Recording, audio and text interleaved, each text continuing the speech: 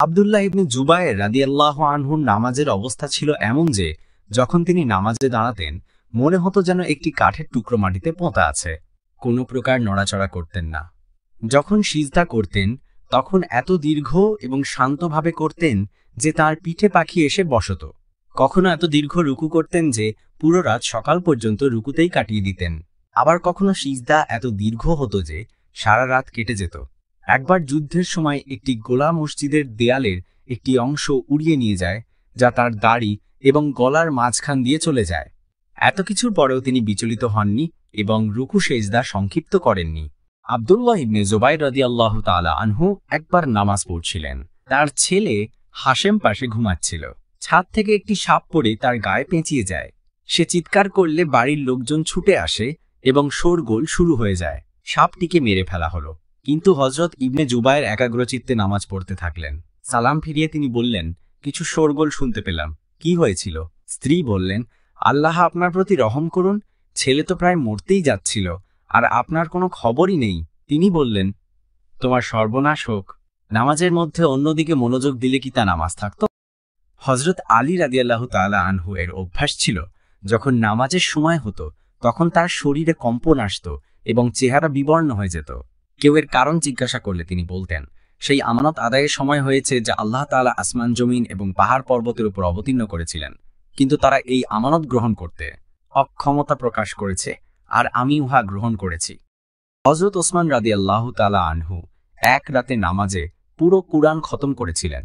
এক বুজুর্গ ব্যক্তি বলেন, তিনি এক রাতে মাকামে ইব্রাহিমে নামাজ পড়ার নিয়ত করেন।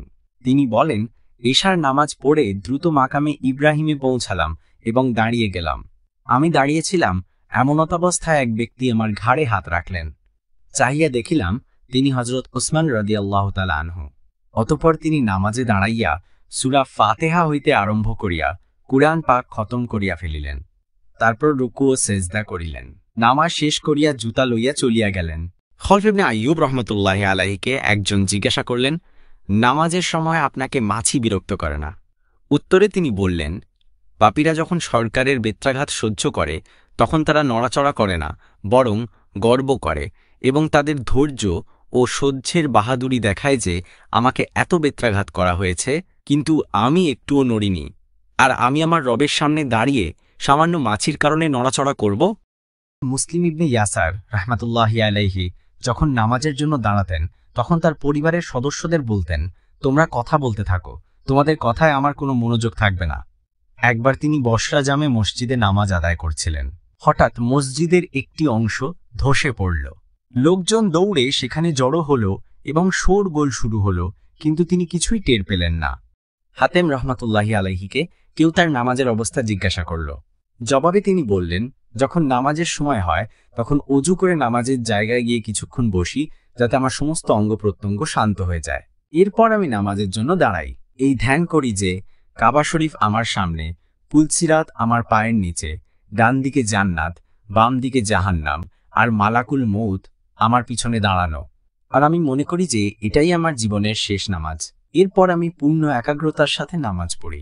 এরপর আশা ও ভয়ের মাঝে থাকি, কারণ আমি জানি না আমার নামাজ কবুল হলো কিনা।